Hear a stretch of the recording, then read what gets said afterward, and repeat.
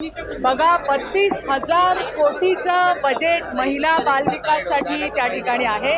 मला तुम्हाला एवढंच आज सांगायचं आहे की जी वचनं निवडणुकीच्या वेळेला दिली होती त्याच्यावरती काम चालू आहे। ज्याच्या घोषणा झाल्या नाही म्हणजे ते होणार नाही असं होत नाही। 2100ची सुद्धा घोषणा ही तुम्हाला ऐकायला येईल, त्याचा निर्णय सुद्धा, आणि त्यामुळे सगळ्याच गोष्टी बजेटमध्ये मांडल्या जातात असंही नाहीये। तीही घोषणा तुम्हाला लवकरच ऐकायला मिळेल।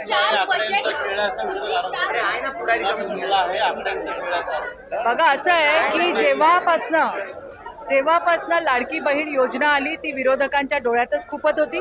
मी तुम्हाला पुन्हा एकदा सांगते, निवडणुकीत जी वचनं दिली होती त्याच्यावर काम चालू आहे आणि निश्चितपणे 2100ची घोषणा सुद्धा तुम्हाला ऐकायला येईल। ज्या गोष्टी बजेटमध्ये मांडल्या नाही याचा अर्थ त्या होणार नाहीत अशातला भाग नाही।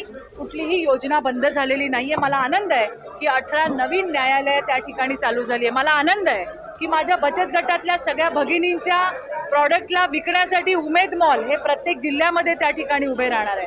मला आनंद आहे की 5 किलोमीटरच्या परिघामध्ये आता सगळ्या सुविधा लोकांना उपलब्ध होणार आहे। मला आनंद आहे की 20 लाख प्रधानमंत्री आवास योजनेचा जो दुसरा टप्पा आहे त्याच्यामध्ये 20 लाख घरं मंजूर झाली। 10 लाख घरातला पहिला हप्ता जो आहे तो वितरित त्या ठिकाणी झालेला आहे आणि त्यामुळे आरोग्य असेल, बाकीच्या गोष्टी असतील, त्याच्यामध्ये सुधारणा करण्याचं काम हे सरकारने केलेलं